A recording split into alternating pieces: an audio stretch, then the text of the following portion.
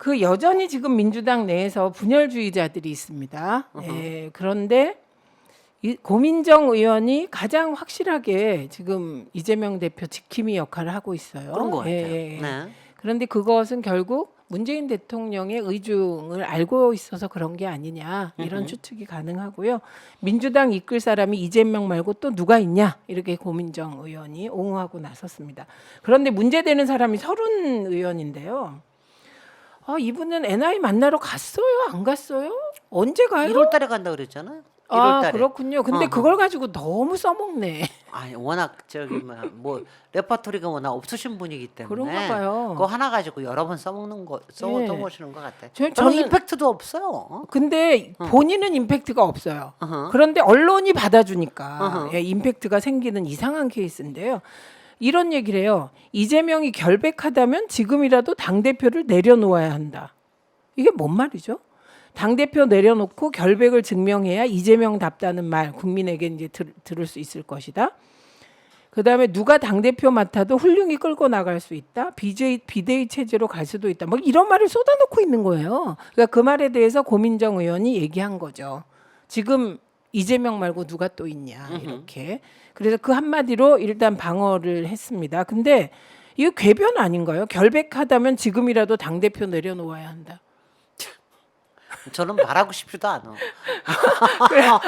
저는 말을 대꾸할 가치가 없다고 생각이 돼서 아니 뭐냐면 동네에 그냥 뭐냐면 동네에 저 복덕방이나 동네에서 식당에서 뷰티방에서 어르신들이 얘기하는 거하고 비슷하고 그다음에는 또 뭐 저 국힘 이른바 지지 세력 쪽에서 네. 얘기하는 거하고 너무 비슷하니까 별로 얘기할 네. 가치를 별로 못 느끼는 거예요. 근데 저분은 왜 그러냐 이제 이런 의문은 있을 수 있습니다. 이게 주기적으로 반복하잖아요. 네, 아니 왜냐면 그거 외에는 다른 뭐냐면 저는 이게 마찬가지라고 생각이 되는 게 국힘에서 이른바 지금 윤심을 얻기 위해서 총선에서의 여러 가지 본인 자신의 공천과 공천권을 휘두르기 위해서 윤심에 대한 충성 경쟁을 인면수심적으로 하고 있지 않습니까? 네. 어머, 그쪽에 노영이가 언어로만. 없으니까 김영희가 나타났다. 그렇죠. 그러고 있잖아. 예. 마찬가지로 여기서도 이재명을 없애고 그러니까 본인의 공천과 공천 권한을 쥐기 위해서 이재명을 없애려고 하는 그런 경쟁을 시작한 것이다. 땡땡땡땡적으로 하고 있다. 그러니까 이 비대위 체제로 갈 수 있다 이 말은 비대위원장이 나를 공천 줄 사람이 앉았으면 좋겠다. 그렇죠. 이렇게 해석될 수 있는 거죠. 네. 또 이상민 의원은 하다못해 또 김종인을 갖다가 놓는다 하더라도 내 말을 잘 듣는 사람이면 돼 이런 거지 뭐. 그 이상민 의원은 저는 약간 고장난 레코드 같다 이런 생각이 드는데 같은 말을 반복해요. 그러니까 사법 리스크 있으면 당대표 맡으면 안 된다. 이재명 사법 리스크가 총선까지 가면 당으로선 최악이다. 본인이 결심해야 한다. 이건 자진 사퇴를 요구한 겁니다. 근데요, 저는 이런 게 다 의미가 없다고 생각을 하는 게. 언론에게만 의미가 있나요? 언론의 의미하고 공격하기 위해서 의미가 있다고 예, 생각해요. 예. 언제부터냐면은 난 그래서 제가 윤석열 정부를 이해를 못하겠다고 그러는 게 사실은 윤석열 정부로서는 이쪽을 갈라놓으려고 그러면은 예. 이재명과 문재인을 갈라놔야 돼요. 예. 그런데 지금 이재명의 소위 사법 리스크라는 거에 플러스해서 문재인에 대한 공격을 사법적으로 하려고 그러는 게 이게 완전히 지금 흑심이 드러나고 있잖아요. 예. 뭐 서해 피격 사건 동해안 저기부터 해서 네, 지금 원전, 월성 원전 지금 이제 또 다시 무슨 통계 오류까지 통계 뭐 해가지고 조작이라고 감사 밀어붙이고. 뭐 이런 식으로 왜냐하면 지금은 이재명과 문재인이 한 몸이 되지 않을래야 않을 수가 없는 지금 상황인 거예요. 이런 데서는 아무리 그쪽에서 사법 리스크 운운해도 소용이 없습니다. 이게 사법 리스크가 아니고 정치 보복 재판입니다. 정치 보복 네. 그럼요. 네. 그러니까는 그게 아무 소용이 없는데 본인으로서는 상상을 할 수 있는 게 딱 거기까지밖에 없기 때문에 그렇기 때문에 그 얘기를 하는 거죠. 나는 정말 뭐냐면 별로 대꾸할 말이 없어. 가치가 없다. 여기에다가 왜 하나 더 더하지 그래요? 지금 민주당 내에 또 딴 사람 또 있어요. 검명받고 지금 있어. 이제 이분은 조금 심각하다고 저는 봅니다. 그 심각이 파장이 크다기보다는 조직적 움직임과 결부될 수 있다. 네. 그렇게 볼 수 있기 때문에 심각한데 매일경제에 이런 기사가 났습니다. 친문. 예, 저는 친문이라고 안 보고 친낙화된 친문. 그러니까 친낙이다 이렇게 보는데 잠재적 구심점 찾기를 하고 있다. 네. 그래서 요새 친문 인사들이 김동연, 김부겸을 자주 접촉하고 있고 김경수 복권을 악망하고 있다. 예, 그 측면이 하나 있고요. 그다음에 두 번째는 친문 핵심 인사 하나가 전국을 돌며 차기 당권 접수 준비를 하고 있다. 예, 이 두 가지입니다. 그런데 이 친문 핵심 인사라고 일컬어지는 분도 사실은 뭐 친낙화된 친문으로 보입니다. 그런데 이때 김종민 의원이 뭐라고 얘기했냐면 이분은 전제 조건이 있어요. 지금으로선 민주당 스스로 할 수 있는 이분은 이재명 대표가 죄가 있거나 이재명 대표 주변에서 범죄를 했다면 단일 대오를 지키는 게 민주당이 망하는 길이다. 이렇게 얘기를 해요. 누구죠? 김종민. 의원이. 그다음에 친문 핵심 인사. 예, 전국을 돌며 차기 당 접수를 준비하고 있는 주변 인물이랍니다. 뭐라고 얘기했냐면 이게 심각한데요. 지금으로선 민주당 스스로 할 수 있는 건 없다. 외부의 충격이 변화를 가져오지 않겠는가. 시간적 여유가 없으면 비대위, 여유 있으면 새 대표 선출로 갈 것이다. 이건 해당 분자 아닙니까? 누구야? 무슨 말이냐면 누구야 그게? 누가? 이런 말은 익명으로 하죠 다. 좀 누구냐고? 용감하게 이 말 좀 실명으로 하세요. 실명으로. 누구야? 예, 그렇게 얘기했어요. 그러니까 민주당 스스로 할 거 없으니까 검찰이 이재명 탈탈 털어서 외부적 충격이 올 변화를 주는 내용을 내놔라 이 얘기하고 있는 거예요. 그 주문하고 있는 것 같은데 누구야 그게? 그래서 저는 이런 모르죠. 모르는데 이런 말을 하는 분은 뒤로 윤석열 검찰과 내통하고 있지 않을까. 이런 생각까지 하게 되는 상황입니다. 이런 말 어떻게 할 수가 있어요? 예전에 우리가 민주화 운동할 때 일부가 이렇게 막 이론 투쟁을 하잖아요. 그럼 일부 진짜 제가 보기엔 사이비 좌파들이 안기부의 이 조직을 내 상대 조직을 일러서 그럼요. 외부적 충격을 주자 이런 사람들이 있었거든요. 저는 그런 사람들은 정말 말로 표현할 수 없는데 최고의 악이 XXXX라고 생각합니다. 저는 지금 이분들 똑같다고 생각합니다. 외부의 충격이 변화를 가져오지 않겠는가? 이거 윤석열 정부한테 민주당 싫어하는 얘기잖아요. 이런 얘기를 어떻게 언론에 대고 인터뷰를 시간에 합니까? 맞춰서 좀 쳐다오. 네. 그러면 자기네들의 시간에 맞춰서 좀 쳐다오. 예, 그러니까 시간적- 왜냐하면 지금으로서는요. 네.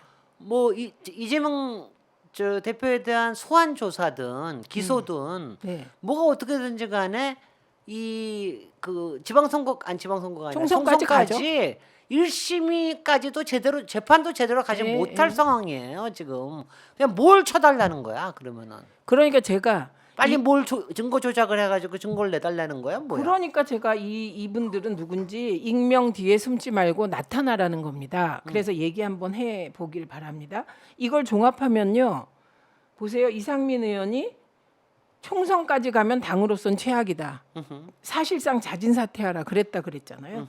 그리고 이 익명이 외부의 충격이 변화를 가져오지 않겠는가. 검찰 때려달라 이 얘기잖아요. 서른 비대위 체제로 갈 수 있다. 그러니까 이게 지금 뭐 하자는 짜장입니까? 이게 말이 됩니까? 그래서 저는 이런 종합적으로 볼 때 정말 이건 친문이 아니다. 친노는 이런 세력이 아니에요. 친노가 그동안에 민주당 내에 주류가 됐잖아요. 사실 동교동과의 권력 투쟁에서 이긴 거잖아요. 이길 수 있었던 힘은 건강했기 때문이에요. 근데 지금 이 외부의 충격이 변화를 가져와서 비대위가 되거나 새 대표 선출로 간다고 얘기하는 이걸 친문이라고 쓰는데 이게 건강한 겁니까 이게? 그죠? 그러니까 건강하지 못하기 때문에 그 친낙화된 친문은 민주당의 주류가 될 수 없다. 박지원 국정원장님이 복귀하셔서 내부에서 네. 이런 뭐냐면 이른바 이게 옛날 국정원 안기부가 하던 조작질 아니에요? 공작질. 이거를 좀 밝혀주시고 좀 해주시는 역할을 해주셔도 좋겠네.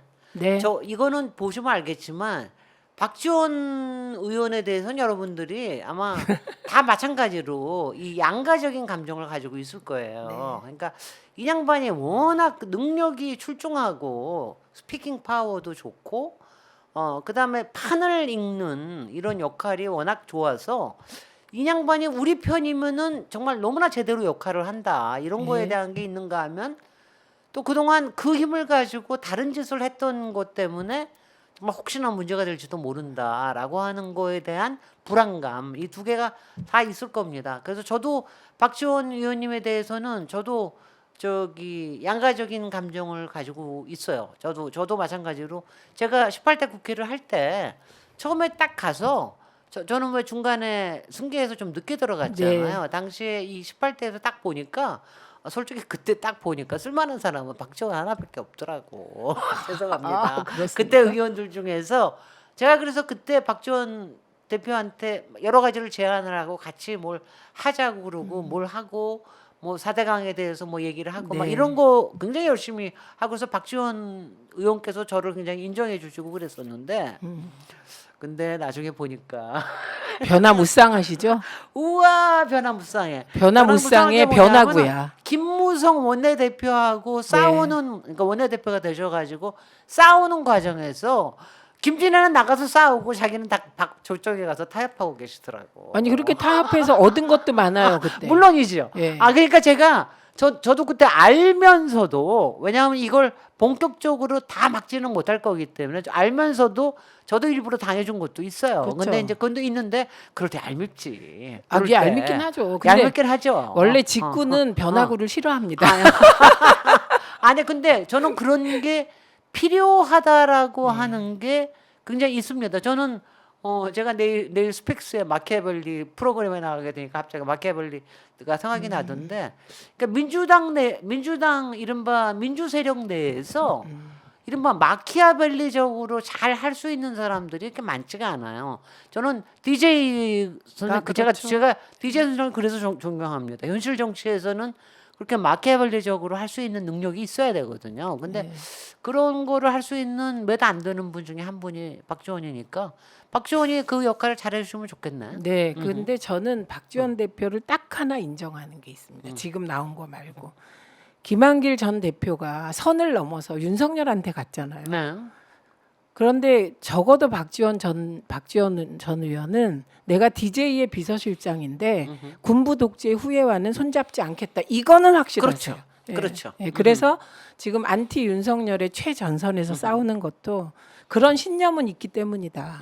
네, 그렇게 봅니다. 네. 네, 그래서 이 아니, 부분 이거는 굉장히 중요한 말씀이신 게 네. 저는 여러분들이 우리가 지난번에도 이른바 수박과 박쥐들 얘기했고 뭐 특정한 의원은 허당이라고 공격도 하고 막 이러고 그랬는데 지금도 하는데 여러분들이 이 생각을 좀 하시면 좋겠어요. 그러니까 어떤 상황에서인지 윤석열 쪽이나 이런 쪽으로 자기네들의 이익을 위해서 넘어갈 사람이냐 아니냐 그거에 대해서 판단을 하는 거는 굉장히 중요해요. 저는 지금 우리 쪽에 있다가 윤석열 쪽에 국힘으로 넘어간 사람들은 다 쓰레기라고 봅니다. 솔직히. 아니 저는 여야를 저는 안철수건 네. 안철수건 김한길이건 아니면 뭐 여러 사람들 솔직히 그쪽에 우리가 민주당이 배출한 사람들이 워낙 많잖아요. 그런 사람 다 쓰레기라고 봐요. 근데 예. 그런데 그 우리 안에 그러니까 적어도 그 정도로 넘어갈 사람이 아닌 부분에 대해서는 여러분들도 좀 톨레랑스를 가져주시는 것도 필요하다. 네. 이렇습니다. 네.